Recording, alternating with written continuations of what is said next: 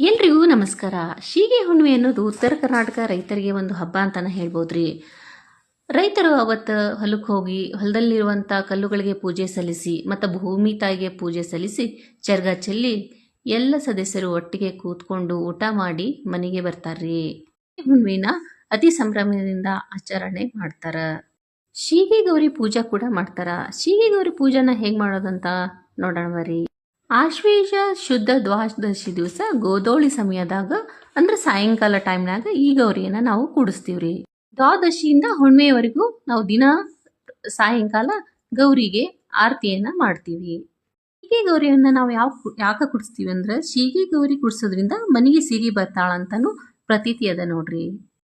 ಅರ್ಶಿಣ ಹಚ್ಚಿರೆ ಅರಸಿಗರುವಾಗ ಅರಸ ಮಾಲಿಂಗ್ನ ಮಡದಿಗೆ ಕೋಲನ ಕೋಲ. ಅರಸ ಮಾಲಿಂಗ್ನ ಮಡದಿ ಗೌರವ್ವಾಗ ಅರಶಿಣ ಹಚ್ಚ ಬನ ತೇರ ಕೋಲನ ಕೋಲ. ಕುಬುಸ ತೊಡಿಸಿರೆ ಅಕ್ಕ ಗೌರವ್ವಾಗ ಸೃಷ್ಟಿಗೀಶ್ವರನ ಮಡದಿಗೆ ಕೋಲನ ಕೋಲ. ಹಿಂಗ ನಾವು ಪೂಜೆ ಮಾಡ್ಬೇಕಾದ್ರೆ ಹಾಡನ್ನ ಹೇಳ್ತೀವಿ ನೋಡ್ರಿ. ಆರುತಿ ಬೆಳಗುವೆನ ಗೌರಿಗೊಂದಾರುತಿ ಬೆಳಗುವೆನ, ಅರಾರುಳ್ಳ ಸೀಗೆಯ ಗೌರಿಗೊಂದಾರುತಿ ಬೆಳಗುವೆನ. ಹಣ್ಣಿ ಆರುತಿ ನೋಡ ಇದು ನಮ್ಮ ಹುಣ್ಣಿಮೆ ಗೌರವಗ, ಹಣ್ಣಿನ ಮುಡಿಯೇ ಗೌರವ ತಾಯಿಗೊಂದಾರುತಿ ಬೆಳಗುವೆನ.